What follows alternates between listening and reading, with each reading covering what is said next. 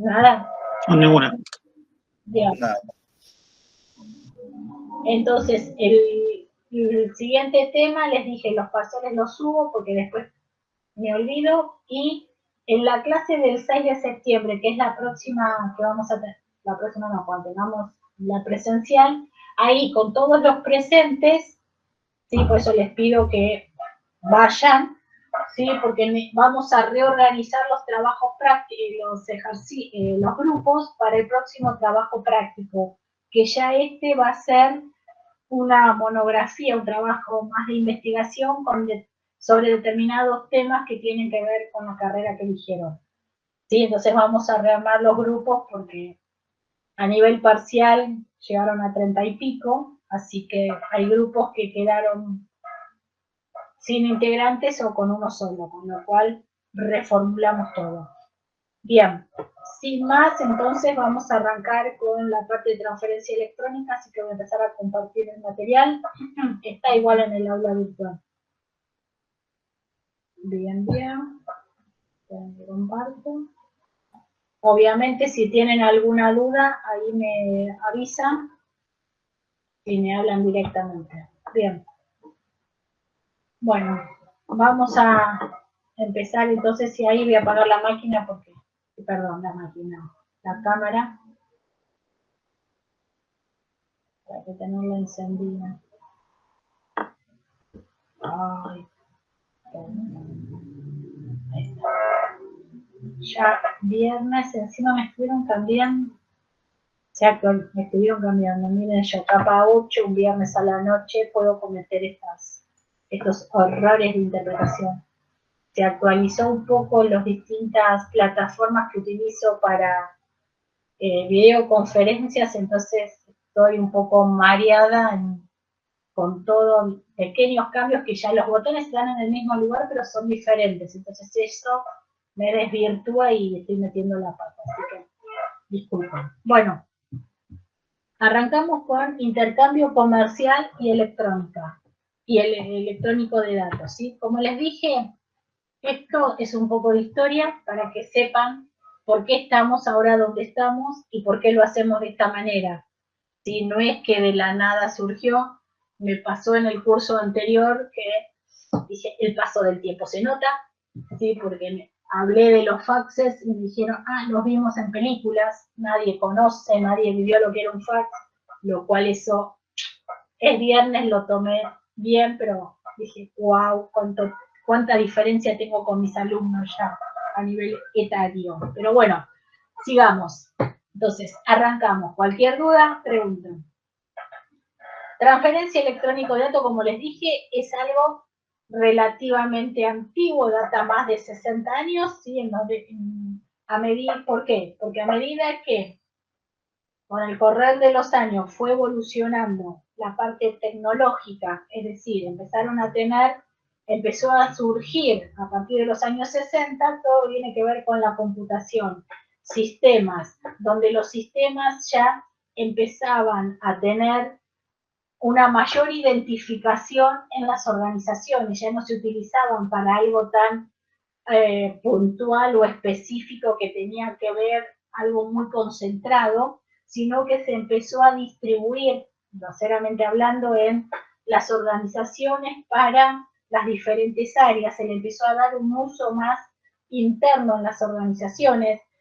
¿Para qué? Para tratar de, entre comillas, porque no es el concepto de automatización que tenemos ahora, pero se empieza a trabajar con la automatización, es decir, reemplazar tareas que antes hacían los individuos por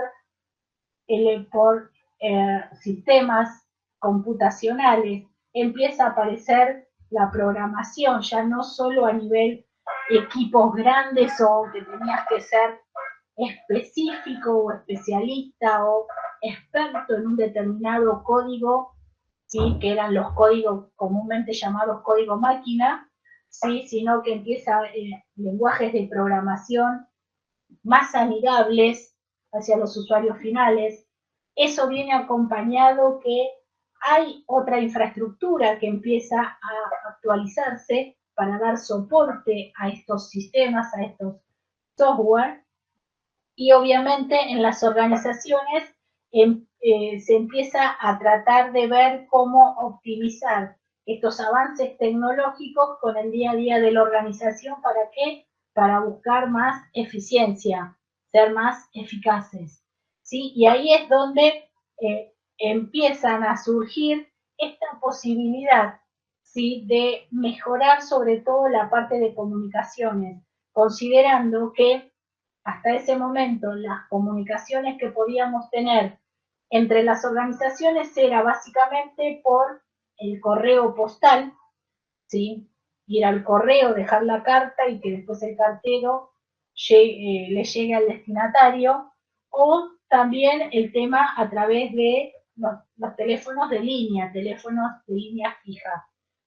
En paralelo también empieza a haber todo un cambio cultural con respecto al modo de operar y trabajar en las organizaciones, en el sentido de ya no me quedo en el área geográfica de pertenencia, sino que empieza a aparecer con globalización, con el hardware, con el software, la posibilidad de expansión. ¿Se acuerdan cuando vimos en el primer cuatrimestre todo lo relativo a la ventaja competitiva?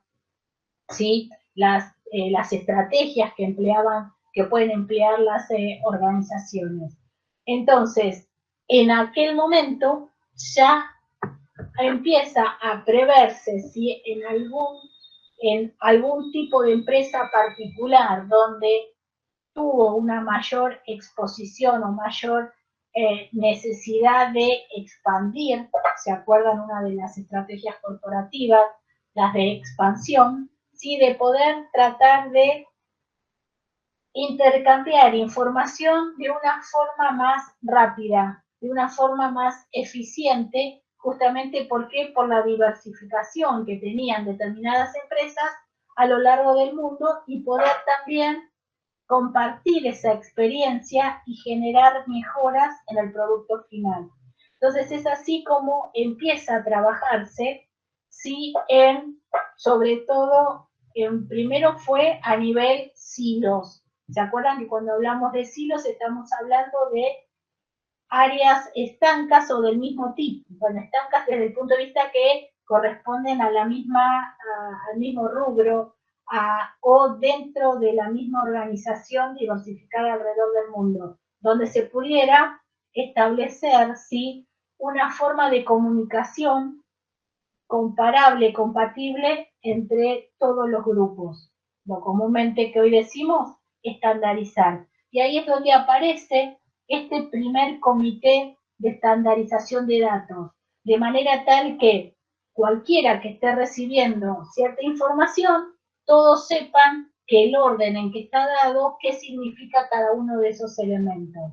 Haciendo la analogía, ustedes ya creo que el algoritmo lo habrán visto, y que vamos a tener un archivo donde ¿qué tenemos en los archivos por cada registro? Cada registro tiene campos, y esos campos están definidos en cuál es el tipo de dato que contiene y qué tipo de dato. Nombre, apellido, legajo, curso, fecha de nacimiento para saber cuándo ingresó a la facultad, etc. Eso es una estandarización que me permite que cualquiera de nosotros, estudiantes egresados de la UTN, ¿sí?, vamos a tener nuestro legajo conformado con estos elementos, los conocidos hoy formularios electrónicos. Me estoy adelantando un poquito. También ya tienen determinada conformación de los distintos elementos que uno va a tener que estar completando. Eso no es ni más ni menos que la normalización.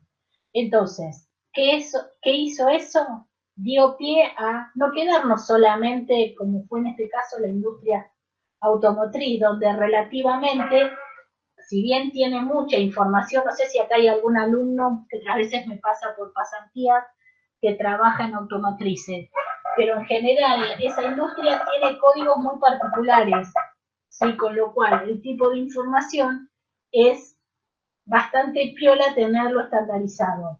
Entonces, ¿a qué dio pie? Obviamente a alguien se le ocurrió, vio la oportunidad donde empezar a trabajar en un estándar, pero no solo para el tipo de industria. ¿Se acuerdan cuando a principio de año clasificábamos perdón, las empresas u organizaciones en pequeñas, medianas y grandes, que utilizábamos determinados parámetros, bueno, haciendo la analogía, se empezó a trabajar en decir, ok, si ya un segmento que tiene que ver con automotriz, autopartes, lo que fuera, estandarizó sus códigos y cómo poder comunicarse en una forma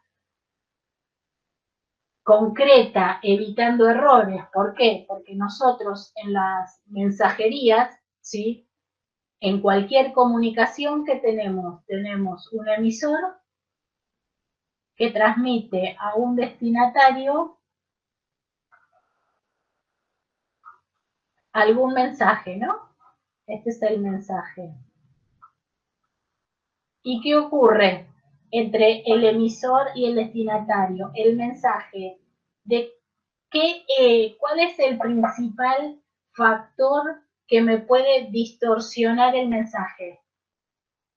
¿Con qué palabrita puedo representar la sumatoria de elementos que me distorsionan el mensaje desde que se emite hasta que llega? ¿Cómo lo llamamos?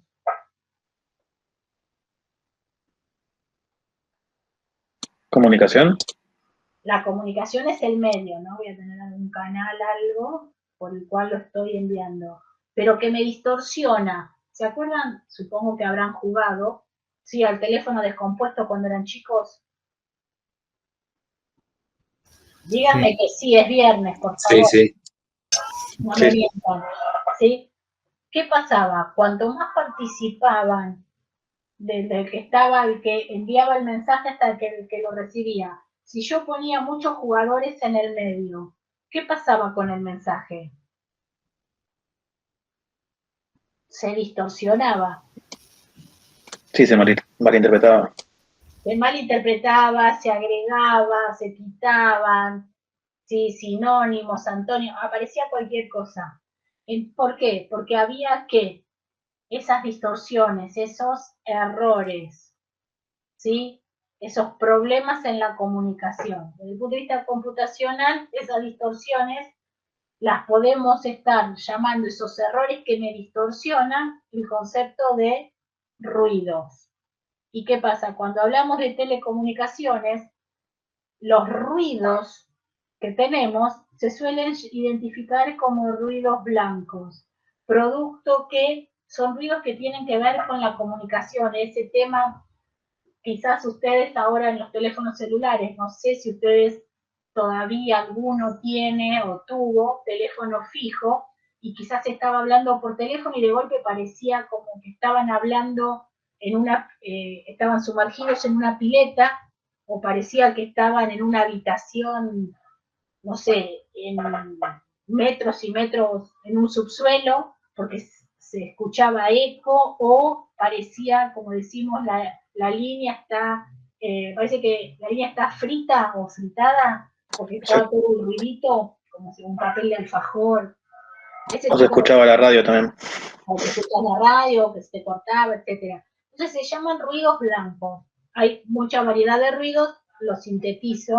Ruidos blancos lo verán en arquitectura o lo verán en operativos, pero ahí lo van a ver más en detalle toda la parte de telco. Yo acá es lo que me interesa, emisor destinatario humano, ¿sí? Teléfono descompuesto, o en estas primeras emisiones donde, ok, reemplazamos la tecnología existente, como les dije, teléfono, el que podemos tener en casa, el fijo, ¿sí?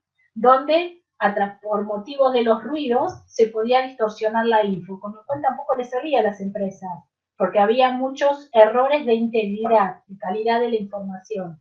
Y por el otro lado también el otro método que teníamos para enviarlo era a través del correo postal, que ahí el problema que tenemos es el tiempo que podía demorar en llegar a destino y no perderse en el camino.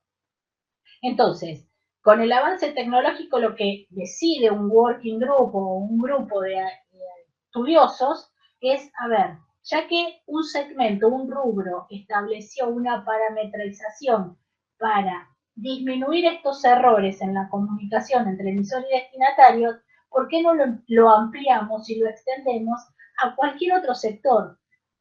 Salvando ciertas condiciones, pero estandarizamos el concepto de hacer comunicaciones entre las partes, ¿sí? Entre un emisor y sus destinatarios, que eso comúnmente lo vamos a llamar como empresas iniciadoras, que son las que originan, las que inventan, las pioneras en utilizar esta transferencia electrónica, donde van a tener un conjunto de empresas seguidoras.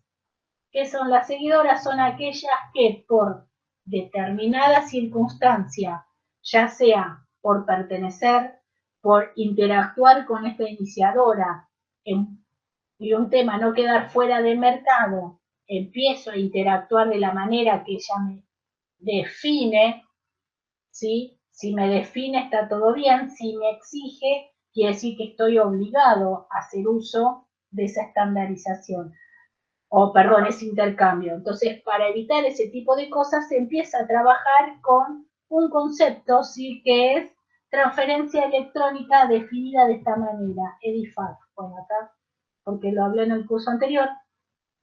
Pero entonces empieza a aparecer en los años 80 ya más definido este concepto de intercambio electrónico, donde ¿qué se hace? Creo que lo puse en otra para acá. Lo empecé a armar en otra presentación, vamos y venimos. Entonces, ¿qué se hace con estos formularios que estamos definiendo acá? Es empezar a tratar de armar esos conocidos formularios que para hoy en día nosotros son los conocidos formularios electrónicos, empezar a establecer una estructura de datos muy básica. Imagínense que estamos hablando en los años 80, donde estaba iniciándose todo este cambio tecnológico, ya sea de software, de infraestructura, salir del concepto de comunicación analógica, empezar a introducirnos en lo que es comunicación digital. Aparecen las primeras redes donde nos podíamos comunicar más allá del teléfono entre empresas a través de el concepto de un fax, que es otra herramienta, no sé si alguno la vio más allá de las películas, ¿sí? Donde evitábamos la comunicación de individuo a individuo y yo escribía un papel, lo pasaba por esa máquina llamada fax, que nos daban señal del otro lado, una persona me daba la señal para dejar de transmitir vía voz y te transmitía vía pulsaciones, signos, grosero estoy hablando, ¿sí? Para después, imagínense, yo ponía como un papel, imagínense el escáner, si tienen impresora que escanea, o bueno, sus celulares también, pero la contraparte, por una llamada, ¿sí? Recibía un papel que se iba escribiendo, ¿sí? Con lo que iba pasando desde mi casa a la casa de ustedes. Entonces yo era uno a uno, no era uno a muchos. Si yo quería mandar el fax a todos ustedes, tenía que llamar a cada uno de ustedes. Una vez que terminaba con uno, que le pasaba y les imprimía en su máquina la información, cortaba la comunicación y llamaba a otro, ¿sí? Eso era, wow, súper osado tener un fax en tu casa. En las empresas, eso también fue un gran cambio. O sea, yo lo digo a nivel en casa porque para que vean ustedes esos cambios, ¿sí? Pero a nivel empresa, eso resultó algo buenísimo porque, ok, en vez de estar mandándote hojas y hojas escritas, tipeadas, ir al correo y enviártelas, o que una persona de la empresa se dirija físicamente a llevarte los papeles, ahora directamente te lo hacía a través de un copy-paste grosero, nada más que lo imprimías en tu oficina, para lo cual esa máquina tenía que tener el papel suficiente y las primeras eran papel térmico. ¿Esto qué pasaba? Lo mismo que ahora cuando ustedes ya casi no hay en los primeros cajeros automáticos, ¿sí? Que el ticket que te daba te duraba un par de meses legible, después se iba borrando. Y si lo doblabas, directamente se borraba todo. O mismo cuando ustedes, no sé, me imagino que si sacan alguna fotocopia, sí puede llegar a ocurrir que que sobre todo los días de humedad, la tinta como que no se pega, no queda bien marcada en el papel y queda medio borroso y quizás uno sin querer con la mano como que lo borra, ¿no? Como que no quedó bien asimilada. Entonces, imagínense ya de mandarlo por teléfono, de mandarlo por correo postal, mandarlo por fax, fue todo un movimiento súper importante, pero no les estoy hablando en 2 o 3 meses. Pasaron de los 60 a los finales de los 80, 90, wow, terrible ese punto de vista, cómo fue evolucionando, cómo fuimos automatizando el intercambio de información. Las empresas, por su lado, empiezan a trabajar con el concepto de redes, porque ya, como les digo, nos vamos moviendo a la parte digital. Empezamos a tener, quizás lo habrán escuchado, el concepto de LAN, de WAN, redes WAN. La LAN era una red de área local. Las empresas podían tener conectados los diferentes pisos, es decir, una empresa tenía varios pisos en un mismo edificio, podía tener a todos conectados con el computador central, comúnmente llamado mainframe, ¿sí? Y se conectaban a través de una LAN. Y si después los tenías en pisos diferentes, en diferentes cuadras, quizás te ibas al concepto de WAN. Y era particular de esa empresa. Y era todo un tema impresionante, o sea, impresionante cómo íbamos cambiando, íbamos modificando la forma de intercambiar información. Y de esa manera empezábamos a eliminar todo lo que tenía que ver con el papel, mucha carga, posibilidad de errores, la necesidad de contar con más personal en cada una de las tareas, y eso después, ya en finales de los 90, cuando empezamos, sí, en los 90, que ya empieza a ser más distribuido el tema con el uso, con el advenimiento de Internet, de contar con Internet, un proveedor que te permita no solamente estar interactuando o comunicado con tu organización, sino que tu organización con cualquier otra de una manera mucho más dinámica, más fluida, en cualquier parte del mundo, ¿sí? La tecnología te va, no obligando, pero te va llevando también a evolucionar. Todo lo que les estoy diciendo a ustedes dirán, ¿de qué me hablas si yo hoy en día, desde mi celular, te puedo mandar un archivo en cualquier formato que vos me digas y vos lo levantás? En tu computadora lo mismo. Bueno, ustedes ya vienen haciendo intercambio de información de una manera impresionante, descomunal. El tema es que entiendan cómo llegamos hoy a esto, ¿sí? Y cómo en las empresas, en algunas, todavía se mantienen estos protocolos. ¿Y por qué les viene bien saberlo?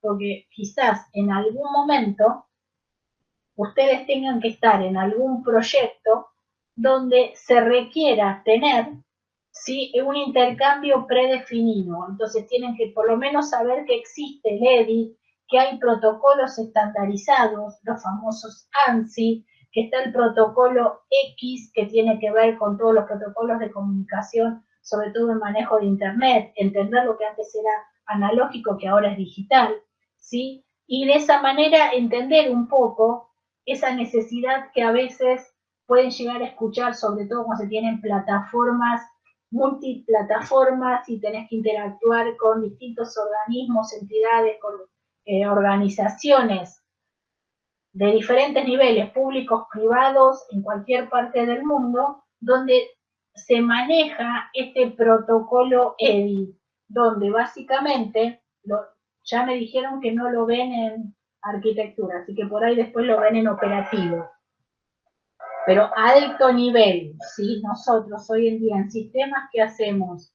Se comparte, sobre todo cuando tenés mucho volumen de información y tenés que estar relacionando plataformas de distinto tipo, donde tenés mucha información. Solés trabajar con mensajería. Esa mensajería, a grandes rasgos, no voy a dar clase de telco, no es ya lo mío, ¿sí? Pero como para que tengan idea, En un mensaje solés tener un encabezado y tenés un pie.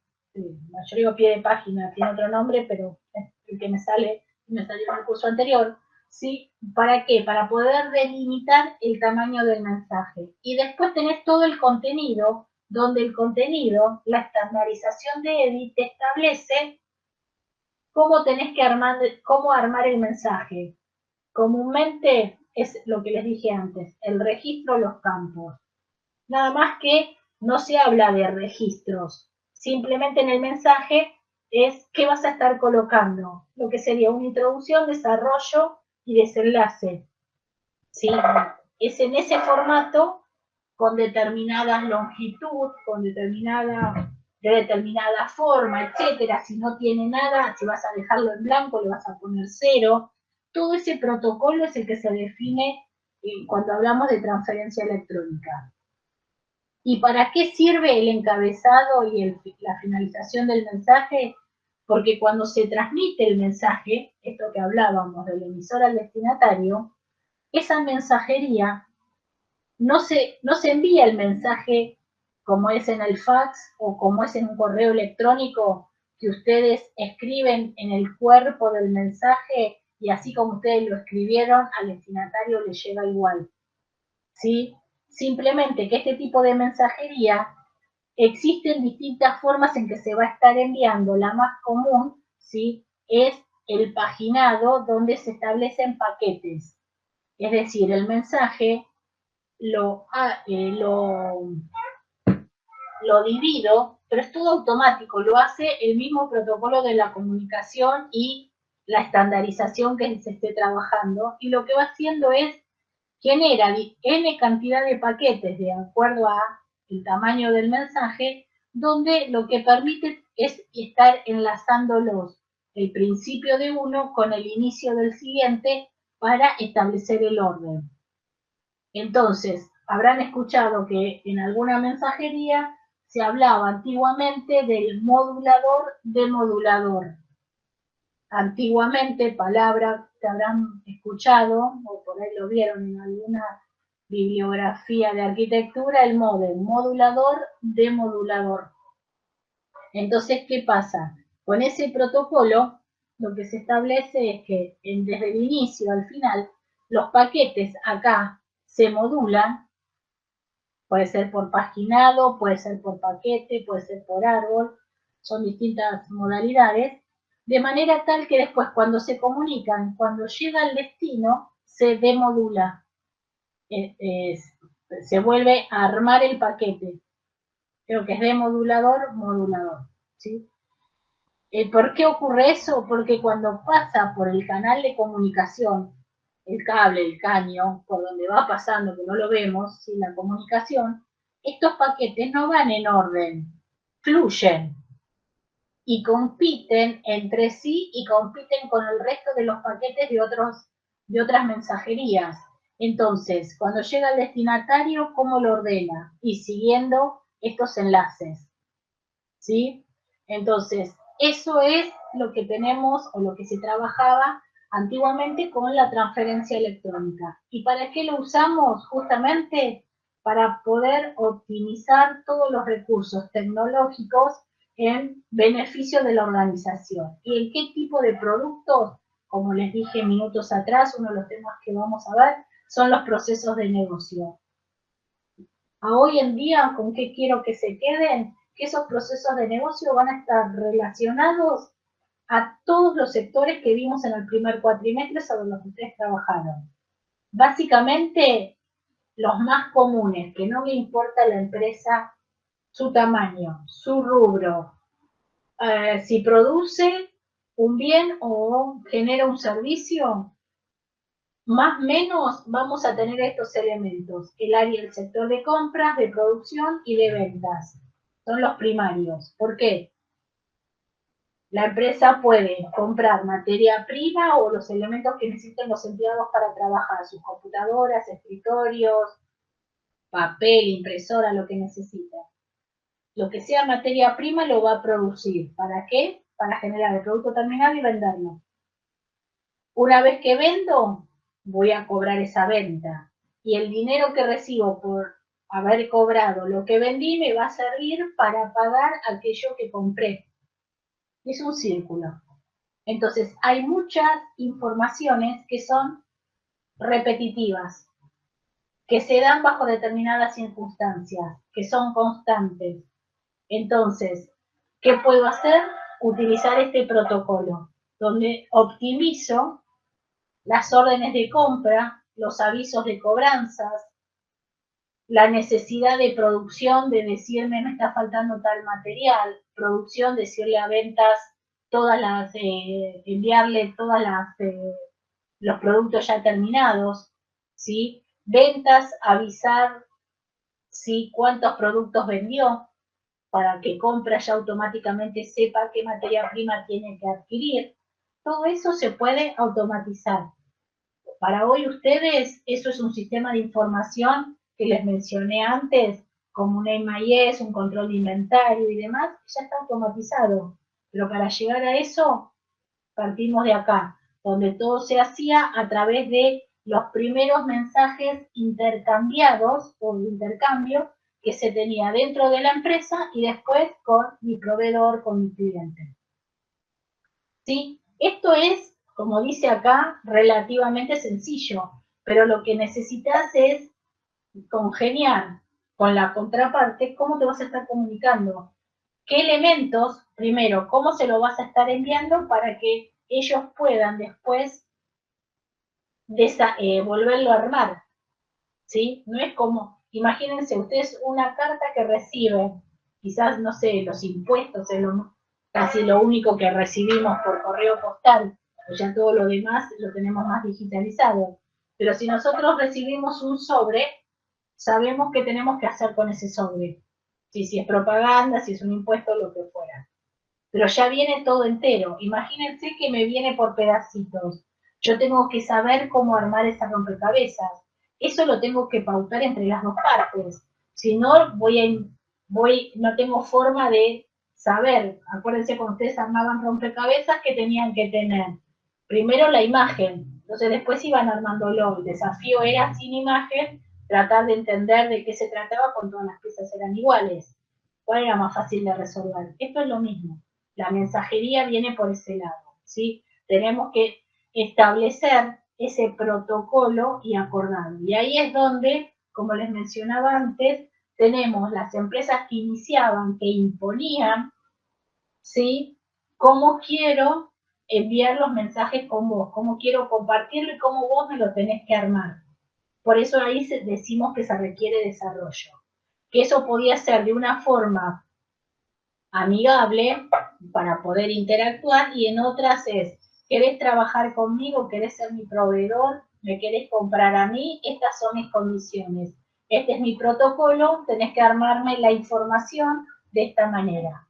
¿Sí? Y ahí es donde tenemos que incluir ese software de intercambio de información en las plataformas existentes, tanto de originante, de emisor, como de destinatario. Hoy en día existe en organizaciones la transferencia electrónica producto de determinada tecnología donde tiene que ser compatible con la totalidad de las organizaciones y también usos y costumbres. Lo venimos haciendo así, no se actualiza, ¿sí? Pero si no, hoy en día la transferencia la tenemos y no nos damos cuenta. Como les dije, los formularios electrónicos, el adjuntar, lo que pasa es que también con todo el avance tecnológico que tenemos hoy en día, ¿qué sucede? Ya hay mucha más disponibilidad de herramientas, de software y tecnología que nos permite una información poderla procesar o accederla de distinta manera. ¿Qué quiero decir con esto?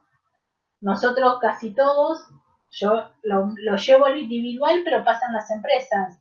Ya tienen paquetes de escritorio, herramientas computacionales, donde vos recibís un documento y te dice de qué forma lo querés abrir.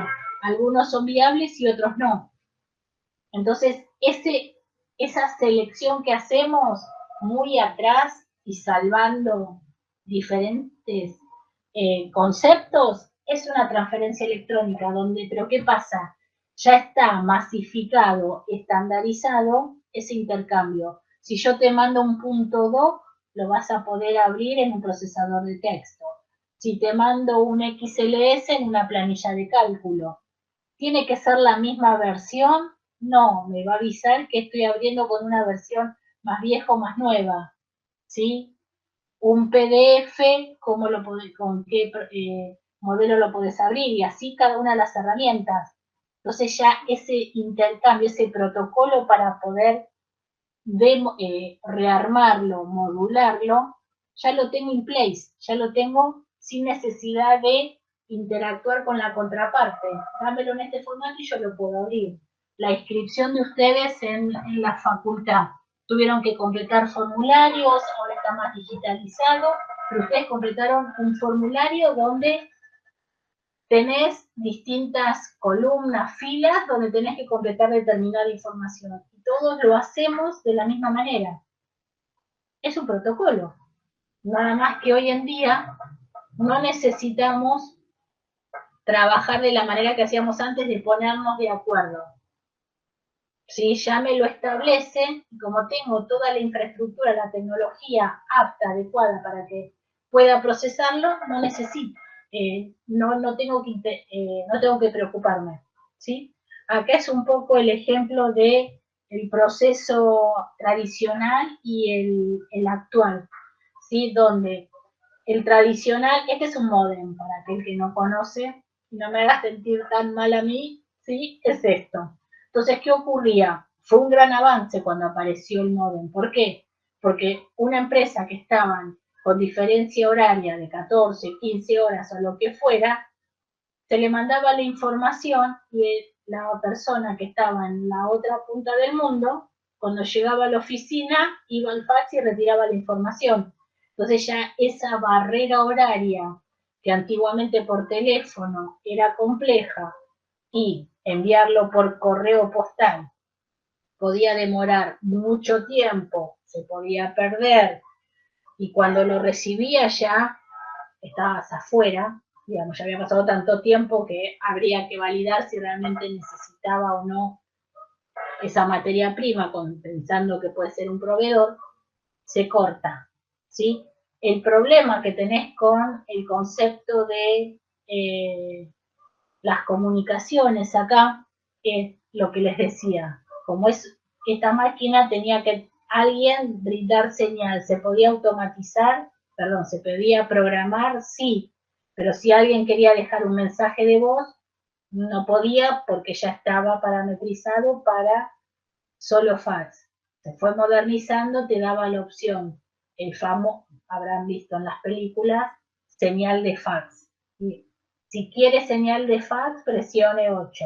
Entonces vos apretabas el 8 y te daba el ruidito y se establecía la conexión para enviar faxes. El problema que tenías es que si se quedaba sin papel, si se cortaba la luz o cualquier otro elemento, el fax quedaba no operativo. Lo nuevo, que es lo que ustedes están habituados, hoy en día saben que detrás del mensaje que ustedes envían al que ustedes reciben, se hace esto parecido de enviar el sobre, el paquete, la info, proceso de la comunicación, lo recibe todas sus medidas de control para evitar virus y demás, y si corresponde llega a destinatario. Puedo programar, estando con la máquina sin el usuario, sin la capa 8, ¿sí? Sin el usuario, enviar el mensaje y que éste lo reciba, y cuando recibe ya el sistema con esa recepción puede reenviarlo, derivarlo, procesarlo y que empiece a fluir en los sistemas de destinatario, ¿sí? Sin necesidad de intervención de individuos. ¿Sí? Entonces todo esto obviamente trajo varias ventajas respecto a ya no tengo problemas de distancia, de tiempo, de horas, de tener errores o perdón, no errores, sino las fallas operativas que se cortó si no hay luz, no funciona. Si no hay papel, no tiene un buffer para acumular la mensajería y enviarlo. Que alguien se quedan todos los papeles y alguien se llevó el fax de otra persona. ¿Sí? Después, obviamente, del rollo térmico pasamos a lo símil una impresora, con lo cual usás hojas que serían lo que hoy decimos de impresora. ¿Claro hasta acá, chicos? Sí. Bien. La otra parte que tenemos es esas ventajas de EDI, algunas les mencioné, ¿sí? El tema de agilizar el proceso, menor cantidad de errores, ¿por qué? Porque uno de los principales problemas, no era que eran principal, pero sí generaba errores, es la integridad de la información.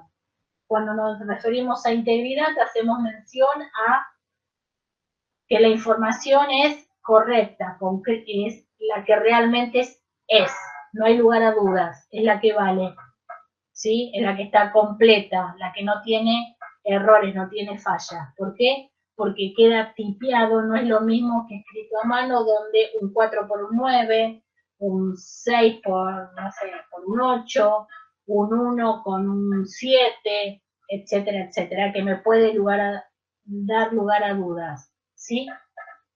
Después, por otro lado, obviamente, haces una reducción de costos. ¿Por qué? Porque ya tenés muchas actividades que son realizadas automáticamente, ergo no vas a necesitar tanto personal. O a ese personal lo podés destinar a otro tipo de actividades. Y por otro lado, hay empresas que son más innovadoras que otras, toman más riesgos con respecto a la tecnología y se apuntalan. ¿Se acuerdan cuando vimos dentro de las estrategias la matriz, el cuadro BGH, que teníamos perros, vacas, signos de pregunta y estrellas? Bueno, esto también pasa con las empresas más menos tecnificadas, o mejor dicho, más menos tecnológicas. Y ahí empiezan a utilizar estos sistemas que vamos a hablar de sistemas de información. Ahora bien, este EDI, recuerden, es hardware, software, telecomunicaciones, procedimientos, protocolos, es un conjunto, ¿sí?, de componentes. Entre todos integran a este tipo de complemento, del elemento utilizado para intercambio, valga la redundancia, de información. Acá, en vez de hablar de proveedor autorizado, sí, comúnmente, hoy en día, como nos manejamos, ¿por qué hablamos de proveedor autorizado? Porque cuando empezaron estos primeros protocolos y estos primeros formatos de transferencia, ¿sí? ¿Qué pasó? Las empresas que proveían este software y este hardware también establecían al principio su propio protocolo. Habrán visto ya a esta altura en el lenguaje C que ¿por qué se llama ANSI-C? Porque está estandarizado con estándares internacionales, American National Software, no me acuerdo la Industry o algo parecido. ¿Para qué? Para que cualquier empresa que quiera generar software para transferencia electrónica tiene que cumplir con requisitos mínimos. Eso me permite la portabilidad. Entonces, el proveedor autorizado era aquel proveedor que cumplía con la estandarización de EDI que se había hecho, ¿sí?, en los principios de los 80. Hoy en día eso también lo tenemos un poco ya dejado de lado. ¿Por qué? Porque ya no necesitamos un proveedor así. Lo que necesitamos, ¿qué es? No, la transferencia, ¿con qué la hacemos? ¿Qué necesitamos? Tener internet. Para tener internet necesitamos un Internet Service Provider. Bueno, tiene que ver con las telecomunicaciones, cada vez hay más, pero están todas cumpliendo con los estándares de telecomunicaciones internacionales. Entonces eso también ya te libera un poco ese tipo de necesidad. Por eso lo tenemos más estandarizado. Ya hoy ustedes necesitan comprar zapatillas, hacer la lista del supermercado, conectarse con la facultad, mandarle un documento a un amigo, postearse en una pasantía o en un trabajo, lo hacen todo de su computadora, no necesitan para cada uno estar instalándose un software particular para enviar, para conectarse, ¿sí? Para conectarse, por ejemplo, diferentes software para tener videollamadas y bueno, por ya sea temas de cumplimientos, por gustos, por convenios, por licencias, sí podés tener una plataforma u otra. Pero si no, te podés comunicar con alguien que tiene Teams a través de Meet o viceversa. No son excluyentes, ¿sí? Lo podés hacer, te pasa el número y se comunican. Totalmente transparente para ustedes. Antiguamente teníamos este tipo de actividades. Bien, las desventajas que tenemos un poco con la parte de transferencia electrónica es que así como está lo bueno, las ventajas, aparecen ciertas desventajas referidas básicamente a la seguridad de la información. ¿Por qué? ¿Qué ocurre? Digamos, lo dije al principio de clase que hubo varios eventos. ¿Qué pasa cuando intercambiamos mucha información entre nosotros, de nosotros con terceros, por los motivos que sea? ¿Cuál es el mayor riesgo que tenemos? Que hoy en día también sucede, sí, con las estafas virtuales. ¿Qué pasa en el medio entre el emisor y el receptor? ¿Qué problemas podemos tener con ese mensaje? Lo dijimos ya, ¿se acuerdan? ¿Se genera ruido? Sí, desde el punto de vista informático, seguridad de la información. Que alguien me preguntó por CrowdStrike. ¿Qué tenemos? ¿Qué posibilidad tenemos? ¿De qué? ¿Tenemos posibilidad de que se filtre información? Bien, que se filtre información. ¿Y eso cómo lo llamamos también? Que se filtre voluntariamente por error o intencionalmente producto de un ataque. Un ataque. Y eso me provoca, que eso se lo llamamos, cuando son malos, que lo hackeen. ¿Sí? Es todo lo mismo, yo se los hago un poquitito como para ampliarlos, ¿no? Para hacerlo un poquitito más de suspenso. ¿Qué pasa? Con la transferencia electrónica, una de las desventajas que podés tener si no colocas medidas de seguridad que puedan revalidar la información es que sea hackeado, es decir, que se pierda la integridad de la información. ¿Está? Entonces, uno de los temas a considerar es qué medidas utilizás, colocás para evitar la pérdida de confidencialidad. Confidencialidad es que cada una de las personas, que solamente pueda acceder a la información o le llegue a la persona que corresponde y que reciba la información que necesita. Confidencialidad tenemos dos conceptos básicos. La parte de confidencia de mínimo privilegio y necesidad de saber. Si se cumplen esas dos condiciones, mantenemos la confidencialidad. Si una de las dos se rompe, ya dejó de ser, ya perdimos la confidencialidad. Por eso es tan importante, ¿sí? Sobre todo, bueno, ustedes están iniciándose, por ahí alguno tiene más experiencia laboral que otro. Yo acá a ustedes no voy a dar la clase de seguridad. Me encantaría, pero no se me va el horario. Simplemente lo que yo siempre digo es, en los correos, por eso digo, el correo tiene muchas debilidades si uno no lo maneja correctamente, porque el correo sabemos a quién va, no sabemos a quién se lo enviamos, no sabemos a quién le llega. El correo perdemos cierta trazabilidad de lo que estamos escribiendo. Lo mismo pasa con la mensajería. Por eso es factible, o sea, una de las desventajas es que si no está bien protegido, no tiene medidas de seguridad para garantizar que solamente acceda quien tiene que acceder y que no haya sido adulterado durante la comunicación, tenemos chances que la información no sea la correcta. ¿Se acuerdan cuando vimos sistemas corporativos que hablamos de la veracidad de la información? Entonces hay que evitar ese tipo de... Sí, es una de las desventajas que empezó, digamos, con el correr del tiempo a suceder, ¿sí? Ya sea por espionaje industrial, por querer hacer daño a una empresa. No nos vamos a meter a entender la psicología de la vulnerabilidad, pero sí que empiezan a aparecer esas situaciones que tienen que ser contrarrestadas y la organización tiene que evaluar qué medidas va a tomar, independientemente evaluar si el mensaje llegó en forma completa o parcializada y qué hace con la info que llegó.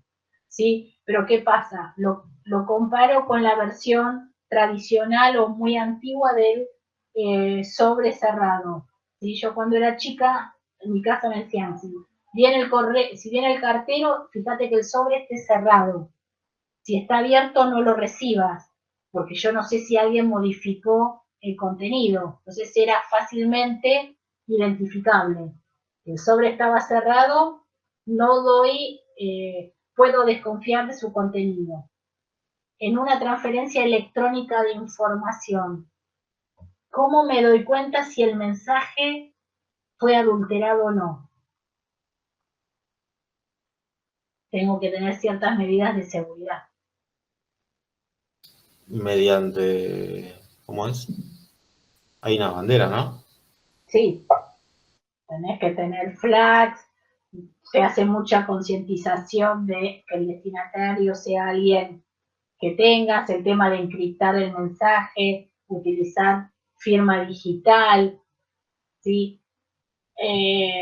Utilizar, ya sea, yo digo, encriptar el mensaje, utilizar correos seguros, no, tener concientización de tener protectores, ¿sí? En las diferentes capas, tener firewall, antivirus, elementos que permitan disminuir esa posibilidad. Aún así, podés tener opciones a que haya sido hackeado. ¿Sí? Creo que por ahí lo ven en operativos, yo no me acuerdo cuando lo vi en la facultad, pero uno de los, o fue en un curso, bueno, en mi época cuando yo estudié no había la materia seguridad. Ustedes ahora tienen una optativa, creo que seguridad. A duras penas yo tuve auditoría como optativa. Ustedes creo que Me ahora... parece que no es optativa la de seguridad. Ah, ¿ya no es más optativa? Me parece que con lo del 23 ya no. Ah, listo, entonces tengo que averiguar a ver si me puedo poner como ayudante. Bueno, entonces, ahí por ahí ven algunas formas en que puede adulterarse un mensaje bajo el concepto man in the middle, y como tener a alguien en el medio que me modifica la mensajería.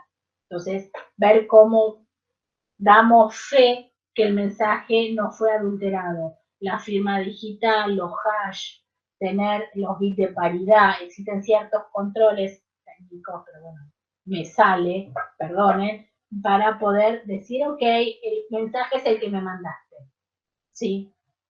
Pero bueno, está lo bueno y aparecen pequeñas cosas a modificarse. Esto, como verán, esto es transferencia electrónica. ¿Alguna duda? No, ninguna. No, ninguna. En el libro amarillo y rosa tienen también información de transferencia electrónica. Esto lo complementa. Entonces ahora vamos a ver cómo empleamos más o menos hoy en día, ¿sí? La transferencia electrónica y el comercio electrónico, ¿sí? ¿Por qué? Porque al fin y al cabo lo que hacemos es comercio. Si me contacto con mis proveedores, con mis clientes, con mis competidores, con la sociedad, etcétera, tiene que ver con el objetivo de la organización. ¿Sí? Entonces podemos empezar a trabajar, podemos realizar diferentes transacciones comerciales. Que obviamente, chicos, esto que vamos a ver para ustedes es exactamente, o sea, no van a notar diferencia, porque ustedes ya lo tienen tan incorporado que toda la evolución de la transferencia electrónica de fondos o de dinero hoy en día confluye en algo muy básico ya. No necesariamente lo tenemos con entidades bancarias. Existen un montón de plataformas donde podemos tener intercambio o transferencia de fondos. Entonces, un poco para que ustedes entiendan, sí, que ahí también existe un alto grado de intercambio de información. ¿Tá? Para ustedes hoy en día, la transferencia de dinero, ¿qué es? A través de la plataforma de MP o de los home banking de donde tengan radicada una cuenta bancaria. No está el concepto de la transferencia es evitar realizarlo en forma física, llevar papel moneda de una entidad a otra, o manejo de cheque físico. Quizás los que estudiaron comercial habrán visto documentos comerciales, igual acá lo vamos a ver, pero un cheque, ¿sí? Es una representación del papel moneda, ¿tá? Entonces, estas transferencias justamente lo que te permite es hacer uso de toda la tecnología para decir, ok, saco dinero de mi cuenta y se lo paso a otro. Eso que para ustedes es mover de una caja, groseramente, de una cajita a otra, ¿sí? Todo es cuestión de fe, porque lo muevo de un lugar a otro, no lo veo. Hay un montón de intercambio de información que se da en segundos. ¿Sí? ¿Alguno de ustedes opera con alguna plataforma, transferencia de dinero?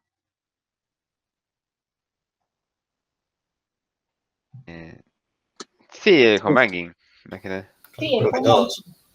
home banking, si hacen compra por internet, si hacen pedidos de comida, de supermercado, con plataforma, Mercado Pago. O sea, no me gusta dar muchas marcas, pero sí, por eso dije MP, pero sí es Mercado Pago. ¿Está? Bueno, ¿recuerdan más o menos los pasos que hacen? Se tienen que loguear, ¿sí? Se tiene que crear un usuario, eligen una clave, pero bueno, este por ahí no es tan práctico. El de ATM me parece que es más práctico, pero ahora lo hacemos, arranqué con plataformas, ¿no? Ahí, cuando ustedes ingresan, ¿qué pasa? Se valida que su usuario corresponda con esa clave. Me identifico y me autentico. Eso no importa si ustedes lo están haciendo desde la compu suya, de la de un amigo, el celular, la herramienta que sea. Todo eso, groseramente, no me voy a hacer muy técnica, groseramente llega a una plataforma donde valida que ese usuario exista y que ese usuario coincida con la clave que tienen ellos guardada. Si machea, ya pasaste por la puerta principal y entraste al departamento, vas dirigido al departamento que vos querés ir, la compra que querés hacer. Cuando vos querés, elegís el producto o lo que fuera, después tenés que pagar. Quizás ahí cuando vas a pagar, seleccionás qué tarjeta, cómo querés pagar. Seleccionás la tarjeta. ¿Qué hace automáticamente esa plataforma? La info de tu tarjeta, que ya está ahí incorporada, va a otra plataforma interconectada para validar que esa tarjeta sigue estando activa. Le preguntan a tu banco donde vos la sacaste, al que pertenece, o a la procesadora de tarjetas a la que pertenece, y le pregunta, ¿esta tarjeta está activa, está denunciada, se puede utilizar? Sí. Entonces, compra aceptada y te dicen, listo, ya está. 5 minutos tardaste. Y ahí hubo un montón de intercambio de información.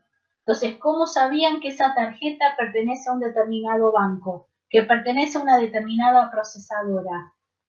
Porque hay determinados códigos, protocolos que definen cuál es el banco, cuál es la tarjeta, ¿no?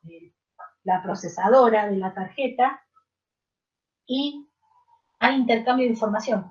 Ustedes no dijeron nada ni lo pusieron una vez y ya quedó registrado. En el ATM hay mucha más información, porque ustedes ingresan un PIN, ponen la tarjeta y después operan con, alguna vez fueron a un ATM, cajero automático. Yo hablo como si fuera habitual, cada vez menos, pero bueno, ¿han ido alguna vez? Sí, sí. No me mientan, si no fueron, bueno, se los comento y con un poquito más de detalle. ¿Fueron o no? Sí, sí. Bien. ¿Qué pasa con un cajero automático? Ustedes tienen que ingresar la tarjeta y colocar su clave, su PIN. Pueden ir a cualquier cajero de cualquier entidad bancaria. No importa si es a la que ustedes tienen cuenta en ese banco o no. Hoy en día, en cualquiera. ¿Y qué hacen? Colocan esos datos, eso también viaja. Imagínense a una plataforma que interconecta todos los bancos y se conecta con el banco de ustedes. Lo mismo. Esa tarjeta coincide con ese PIN, sí, te habilita que pases a la siguiente pantalla y hagas la operación, extraer, depositar, lo que necesites. ¿Querés extraer? Va de vuelta a ese banco, ¿tenés fondos para esa tarjeta, para extraer esa cantidad? Sí, listo, te lo da. Son segundos. Hay intercambio. ¿Cómo detectó que esa tarjeta pertenece a ese banco? Ese banco cómo tiene identificada esa tarjeta con esa clave? Todo eso es intercambio de información entre diferentes grupos, empresas, y dentro de la misma empresa entre los diferentes sistemas. Son todos segundos que tenés ciertas protecciones, ¿sí?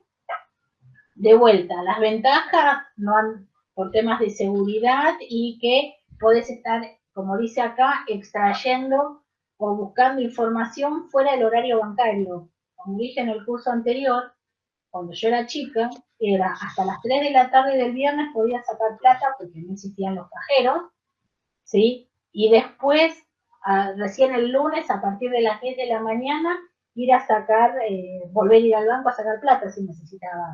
O sea, tenías que anticiparte. Hoy en día ya no necesito ni siquiera un cajero. Hay un montón de negocios donde puedes traer efectivo. Todo fue evolucionando. Para ustedes, por ahí estas ventajas ni se percatan porque ustedes ya lo vivieron como algo natural. Voy al supermercado y extraigo efectivo. O no necesito efectivo y pago todo con tarjeta. ¿Sí? Estas fueron evolución donde se empezó a hacer cada vez más uso de la tecnología y la disponibilidad de lo que te da. Así como te da cosas buenas, también después te genera otros problemas de las estafas virtuales, el famoso cuento del tío cuando yo era chica, acá es virtual, ¿no? Lo que pasó en pandemia con mensajería vía correos electrónicos, vía mensajes de WhatsApp, ¿no? del teléfono y demás, bueno, otro tipo de contenido, hay otros riesgos.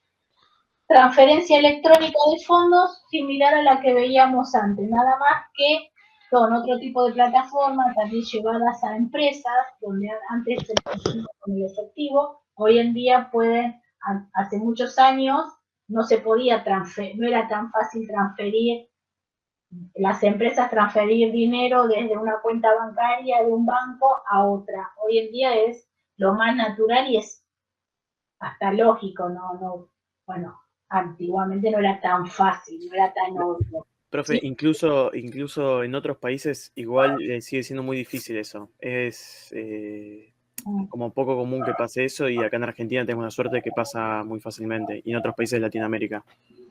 ¿A qué te referís? ¿A la parte de transferencia? Sí, a la inmediatez de las transferencias. Sí. En otros países tardan mucho más. Acá es bastante rápido en comparación. Bueno, con respecto a lo que es rapidez, depende.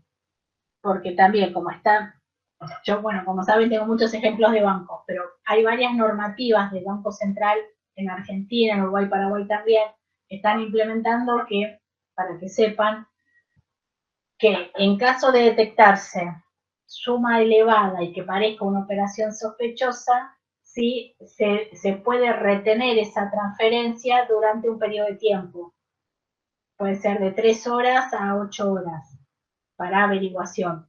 pero eso también, eso es para entidades bancarias, pero como aparecen otras plataformas, aparecen otros problemas, donde no es tan fácil esa interacción. Por eso ahora se está trabajando no solo en Argentina, sino en varios países de Latinoamérica, el trabajar con lo que hoy conocemos como la fintech o plataformas no bancarias para proteger a los clientes, sobre todo los que son individuos, ¿no? Donde son más fáciles de caer en las trampas.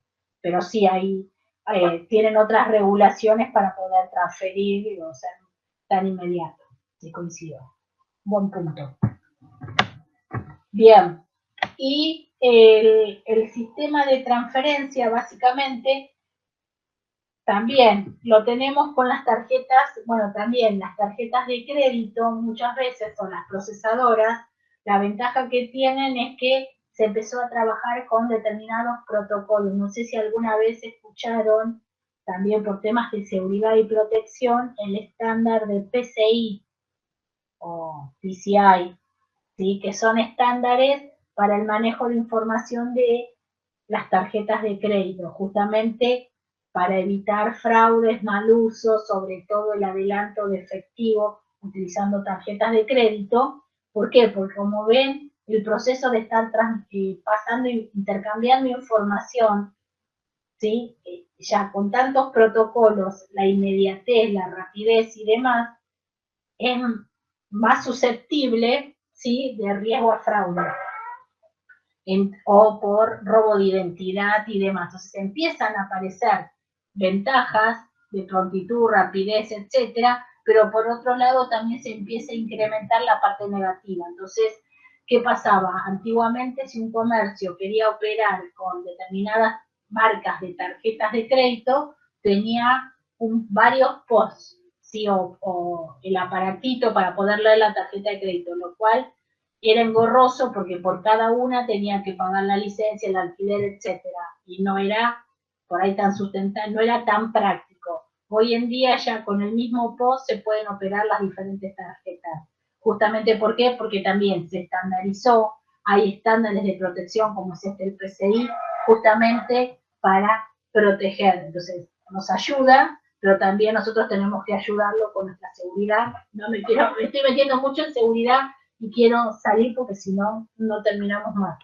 Perdonen. El otro, entonces, básicamente, como para estar resumiendo el concepto de EDI, como para que vean esa portabilidad, ese intercambio de información de todo con todo, ya no es de un individuo con un individuo, tenemos lo que conocemos la relación de uno a uno, de un individuo a un individuo, yo le transfiero a Pepe X cantidad de dinero, etcétera, de una empresa a otra, el famoso B2B, business to business, como lo conocemos en el día a día, del business to individuo, de la empresa a un individuo, de un individuo a una empresa. ¿Sí? Son las distintas relaciones donde vamos intercambiando datos. Y cada vez nosotros dejamos nuestros datos en un montón de lugares, en un montón de plataformas, y ahí seguimos intercambiando, ¿sí?, información. Y como vemos ya, no hay un único propósito de eficiencia entre las empresas, sino también de la tecnología nos habilita y nos permite. Hay cosas que antes no eran tan sencillas como ahora. Completar un formulario electrónico para solicitar, como les dije, desde hacer la compra al supermercado, hablar con el médico, tener una videollamada y que me dé la receta y yo con esa receta se la mando, se la envío a la farmacia y paso a buscar el producto. Era impensado. Hoy en día es natural, ya lo naturalizamos, por eso me gusta este tema como para que vean cómo va evolucionando y esto cada vez es mucho más rápido. ¿Sí? ¿Cómo vamos? Entonces este concepto de intercambio para ustedes dirán, yo ya lo venía haciendo. Bueno, el origen no fue tan sencillo. Básicamente es eso.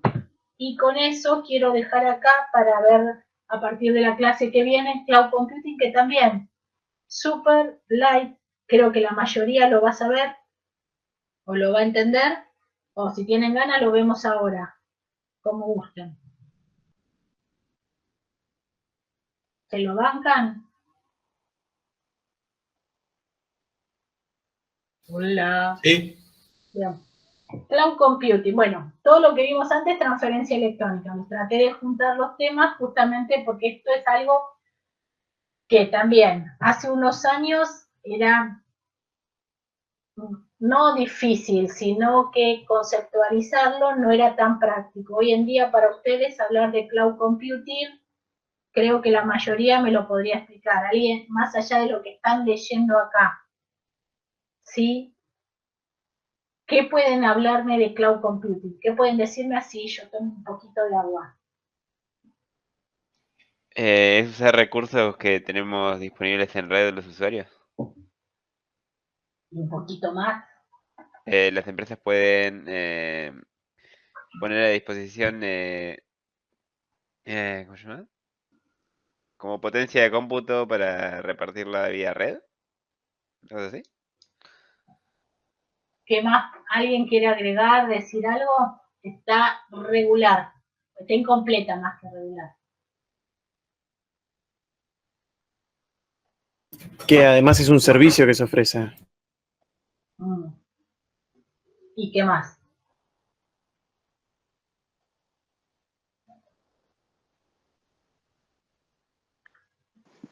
Te ahorras un montón de problemas, me parece.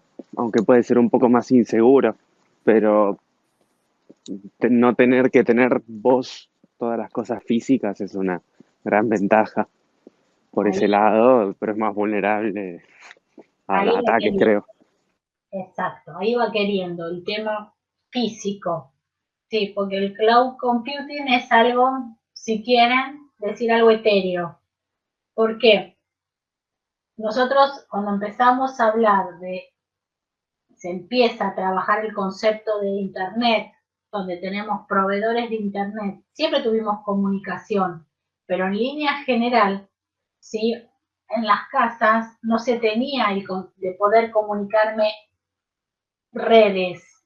Las empresas tenían sus redes que no las compartían con otros.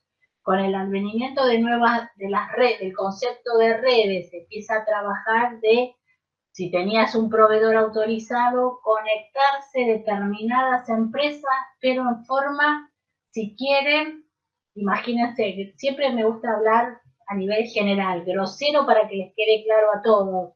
Después hay más tecnicismo, pero son otras materias, no esta. Pero imagínate que vos te comunicabas con otra empresa vía un cable físico. Después con el grosero, ¿no? No era que era tan así, pero más o menos. Después cuando empieza a aparecer el concepto de Internet, ya nos comunicamos a través de esa famosa nubecita que siempre se dibuja para la parte de comunicación, pero todo vos lo tenías visible físicamente en tu organización, tanto sea todo el hardware como todo el software y toda la información que contenía ese software, que procesaba ese software, la almacenabas en una infraestructura propia, pero era algo que vos groseramente hablando, lo veías y lo tocabas, ¿sí? El concepto de cloud es un concepto de terciarización. ¿Se acuerdan cuando vimos organigramas que hicimos la diferencia entre lo que era outsourcing y terciarización? Bueno, con el concepto de cloud empleamos también esa parte.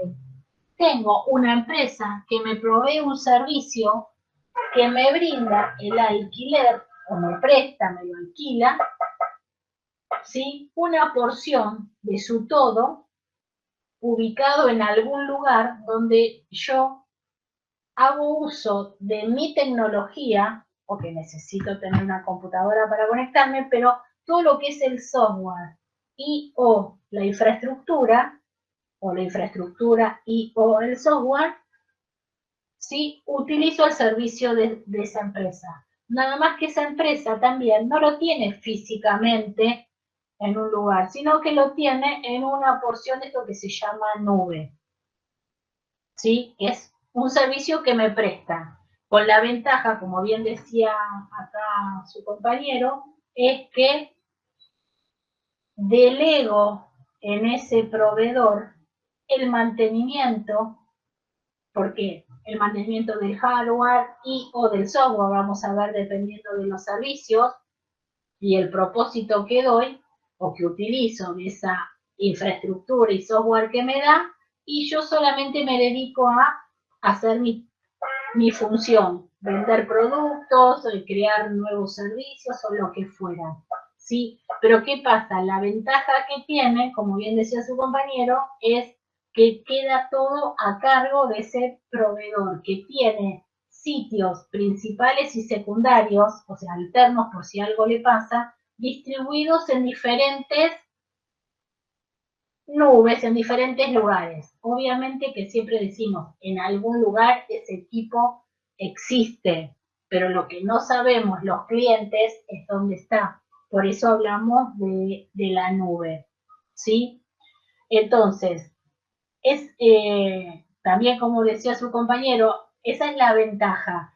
¿Ventaja para qué? Porque la organización, cualquier empresa, ¿sí? Al tener terciarizado ya no tiene que tener un equipo de data center, un equipo de personal capacitado, entrenado, que esté monitoreando 24/7 los 365 días del año el comportamiento de esa infraestructura, de hacer el resguardo de información conocido como backup, el ver si están están actualizados los antivirus, si están parcheados todas las plataformas, los sistemas operativos son vigentes, si están quedando sin soporte, sin licencia, como que eso lo delego en ese tercero.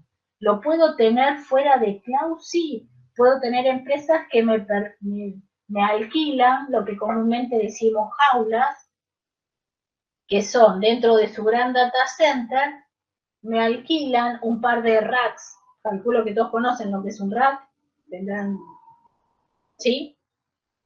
Como una estantería donde voy colocando todos los equipos. Un poquito, muy bruto la descripción, pero un rack. Por ahí ustedes tienen un rack de música parecido.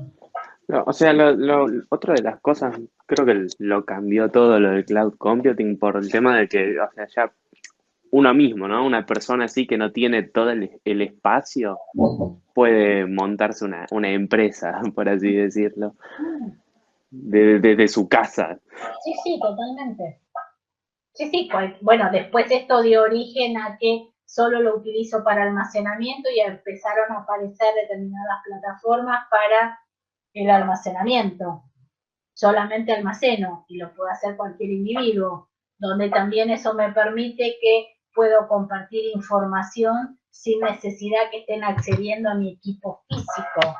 Entonces delimito que en la nube, ¿sí? Con determinadas herramientas, accedan a la información que yo subo, ¿sí? En vez de tenerlo en mi disco rígido o en el externo, donde sea propio, ¿tá? Tiene esas ventajas, pero es lo, digamos, también alguno dirá, pero profe, yo sé de empresas que tienen data center físicos, donde las empresas, así como tenemos para almacenar información, las famosas bodegas cuando fue pandemia, que como nos tuvimos que quedar en casa, todo lo que no usábamos, alquilamos una bodega para tirar todos los bártulos y armarnos un escritorio para poder trabajar en casa. Bueno, hay empresas que te proveen, toma, te doy este espacio y te alquilo las computadoras, todo, y venís y trabajas acá. Bueno, sí, nada más que ahora lo tenemos en cualquier lugar, ¿sí? Entonces, a eso le llamamos cloud muy high level, ¿no? Entonces, ¿para qué lo tenemos? Justamente para economía en escala, ¿sí? Puedo dedicar todos esos recursos y toda esa inversión en otra actividad o para dedicarme a invertirlo en otro y delego todo ese trabajo y ese proceso de actualización de data center, ¿sí? En un tercero. Ahora, ¿qué tipo de servicios podemos tener? Acá están los tres más básicos, ¿sí? Donde hablamos de, como mencionaba su compañero, depende del uso que le quiero dar. Puedo tenerlo que solamente tengo el IaaS, que es la infraestructura como servicio, lo que estoy haciendo es alquilando, teniendo un alojamiento para soportar mis aplicaciones, o sea, me dan los fierros, el hardware que yo necesito para montar mis aplicaciones. El software as a services, lo que hacemos justamente es, además del hardware, tengo el software. Como priorizo el software, por eso decimos software as a services. Por ejemplo, y pasó hace un par de meses que Microsoft tuvo un evento con su Office 365, ¿sí? Que tuvo una vulnerabilidad, ¿sí? Entonces, ahí es lo que mencionaba su compañero, el riesgo que se tuvo, ¿sí? A nivel general, en decir, ok, terciarizo, pero también aparecen otros temas de seguridad que hay que contemplar. ¿Qué medidas de seguridad tiene? ¿Cómo me avisa? ¿Cómo protege mi información? Etcétera, etcétera. Las empresas están tendiendo a ir a cloud por un tema de economía, de sustentabilidad, de lo que decimos data center verdes, ¿sí? Para no emitir tanto anhídrido carbónico, pero bueno, pueden empezar a aparecer qué pasa si se vulnera esa empresa y la filtración de datos que mencionamos, no me acuerdo en qué ejemplo salió esa posibilidad. Y después, otro servicio es plataforma como servicio, donde podemos utilizarlo para desarrollar. En vez que la organización tenga montado, vamos a ver más adelante, dentro de metodología, un área o equipos para que los programadores desarrollen, solamente desarrollen, hayan todos datos de mentira, datos de prueba, pero no, y esté totalmente acotado para poder programar, en vez de tenerlo in-house en las oficinas con N cantidad de servidores para almacenar todo el código fuente que van haciendo todos los programadores, también hago plataforma como servicio. También, creo que hace un par de años, un alumno me comentó que ahora también está el PaaS como Product as a Service, cuando la empresa utiliza para promover, presentar productos de su empresa y lo tiene montado en una cloud computing. Y así pueden estar apareciendo diferentes servicios para diseño, ¿sí? Pero en línea general todo eso no puede estar embebido dentro de lo que es software. Si ustedes conocen algún otro as a services, también creo que una vez, creo que en pandemia, habían mencionado algo como as a services, pero era, lo anoté en algunos de mis papeles, pero ahora no me acuerdo, era no era para testing, pero... Bueno, no sé si como as a service, pero de cloud también está lo que es el cloud gaming, o sea, directamente el servicio nada más para bueno, te dan la máquina para que juegues algo. Mira, no, esa no la conocía. Pero bueno, si tienen nuevos, me lo pasan y lo voy agregando, porque es la mejor manera de retroalimentarme, ¿sí? Pero básicamente estos son los básicos. Después, obviamente, se va ayornando. Por ejemplo, para hacer emailing, para tener, no el correo electrónico, pero sí para mandar propagandas, para que sean esos servidores que informativos. Bueno, este de gamer no lo conocía, pero había otro de productos, sí, pero algo de vulnerabilidad para testing, una cosa de ese estilo, ¿sí? Que se puede estar haciendo. Eso es lo bueno que tiene el uso de cloud. Básicamente las empresas arrancaron con uso para elementos no sensitivos de la organización, como dijimos, el tema de seguridad, muchas veces desconocemos cómo lo manejan, uno considera que tienen todas las buenas medidas de seguridad, pero bueno, las organizaciones quizás ahí no tienen implementado o lo utilizan para alocar los sistemas más importantes, lo que decimos los sistemas core, los sistemas relevantes de la organización, y lo utilizan para otro tipo de cosas como puede ser correo electrónico en tanto y en cuanto no sea información muy sensible y que todos lo proceses por correo electrónico, a menos que tengas medidas vos, además para proteger el correo electrónico, para calendarios, para sistemas básicos de como digo yo, pedidos de librería, cafetería, etcétera, pero no, o sistemas de atención a clientes, donde básicamente son reclamos o venta de productos, pero no lo procesás per se, ¿sí? O e-commerce, como habla acá, ¿sí?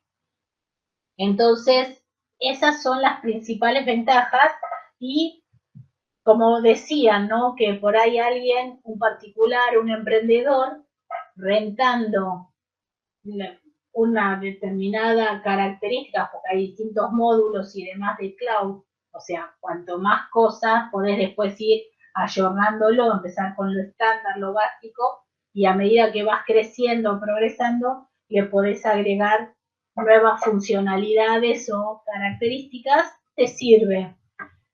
Como hablábamos, tema de costos, el tema que accedes desde cualquier lugar, siempre lo vas a tener disponible, nunca vas a tener problemas que porque se cortó la luz, porque ahora está procesando, porque ahora el proveedor de internet tuvo una falla, hay un problema de conectividad, nunca vas a tener falla de disponibilidad. Lo que tiene la nube es que son pequeñas celdas establecidas en distintos lugares del mundo y están backupeadas unas a otras en forma simultánea. Están lo que solemos decir espejadas. Entonces siempre vas a tenerlo todo actualizado, todo disponible. El tema que yo veo desde el punto de vista de seguridad, bueno, eso es desventaja, creo que está después. Bueno, me tengo que despreocupar el tema de monitoreo, todo el tema de actualizaciones, todo el tema de backup.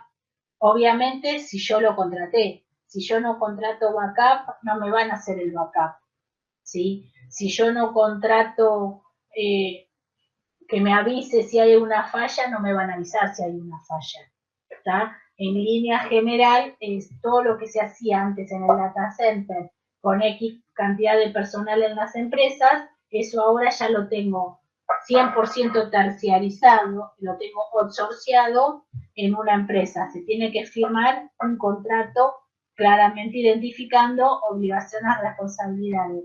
Y ahí es un poco el tema de seguridad, porque uno puede relajarse en las medidas de seguridad que tiene, no obstante, mi recomendación es, vos tenés que tener para tus sistemas, ¿sí?, tus medidas de seguridad, que vayan o estén acorde a tu política de seguridad con respecto al manejo, y un tema importante que es el aspecto legal con respecto a la privacidad de los datos, cada vez más en los países, sobre todo, bueno, en Europa, acá también tenemos nuestra ley de protección de datos personales, es la jurisdicción. ¿Por qué? Porque estas cloud pueden estar distribuidas alrededor del mundo en distintas geografías, en distintos continentes.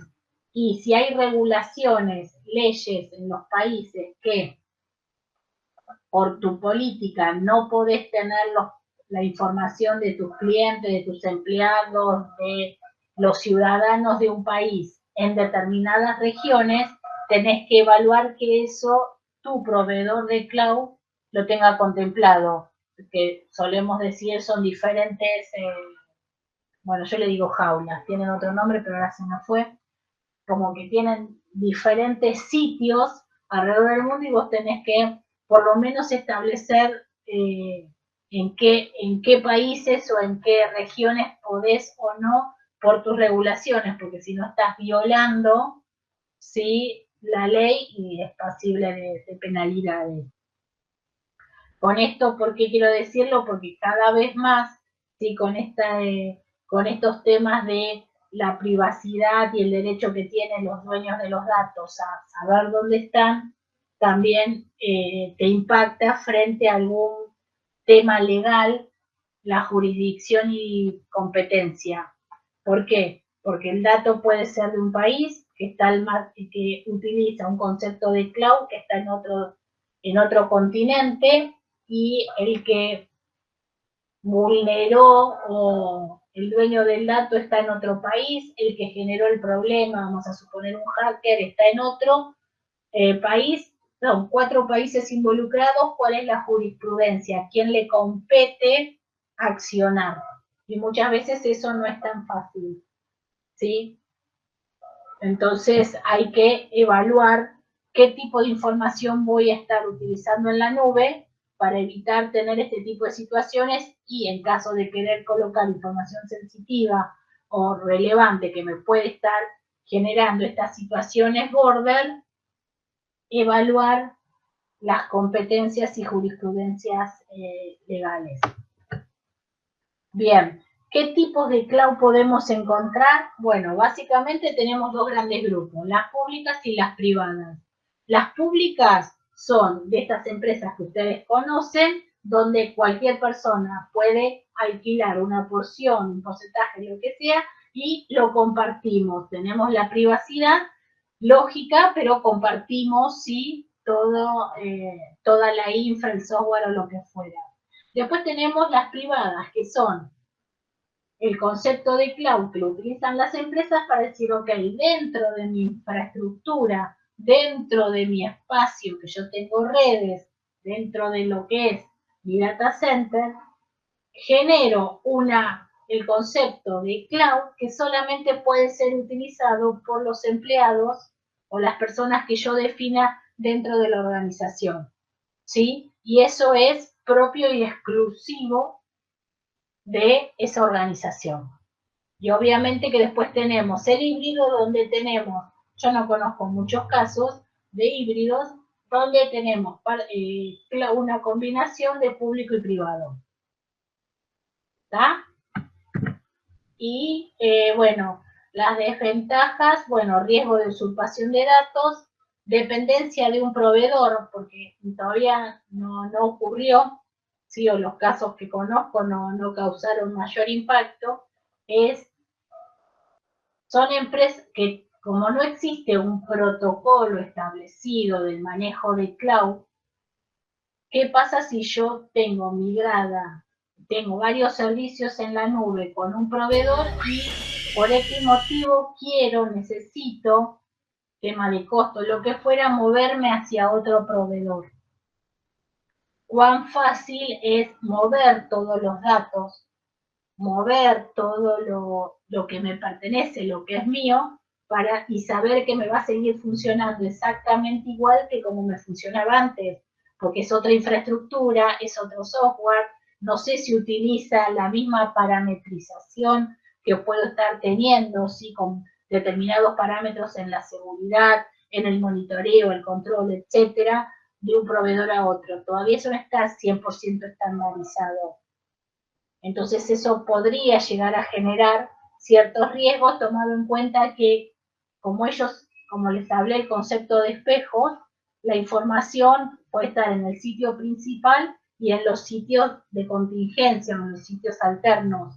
¿Cómo garantizo que si yo me voy de ese de ese proveedor, me voy a otro, toda la información se traspasó, no quedó nada en los sitios de alternos o de contingencia? Entonces ese tipo de cosas todavía no hay mucha jurisprudencia, no está muy claro. Cada empresa lo maneja a discreción. Bueno, ese es mi punto de vista, ¿no? Eso va por fuera de la materia, pero bueno, por experiencia así de análisis y evaluaciones que hago con colegas. Pero bueno, está ahí, es un tema como que se puede hablar más a aquel que quiera comentar, pero en línea general, a lo que apuntamos acá en la cátedra es que entiendan y conozcan ese tipo de cosas, y bueno, también estoy preparando más información sobre esto porque ahí se puede enriquecer un poquito más, pero ahora es lo que necesitamos que ustedes conozcan. ¿Queda claro? ¿Alguna duda? Yo creo que queda claro. Gracias. Me encantó. Me levantaste la autoestima. ¿Alguien tiene alguna otra duda? No, profe. Venimos bien hasta ahora. Excelente. Bueno, chiquis, entonces, los libero, subo las notas, calculo más para el domingo que el sábado, ¿sí? Y que pasen feliz Día del Niño, disfruten, Y aquel que tenga dudas me escribe un Zoom, me escribe qué disponibilidad tiene y hacemos un Zoom para ver el parcial. No obstante, el 6 de septiembre en la presencial lo llevo y ahí lo van a poder ver. ¿Ok? Buenísimo. Bueno, buen fin de semana. Bueno, profe, nos vemos. Chao, buen fin de. Profe, ¿puedo Chao, dar chao, profe, buen fin de. Bye. profe, ¿puedo dar una consulta?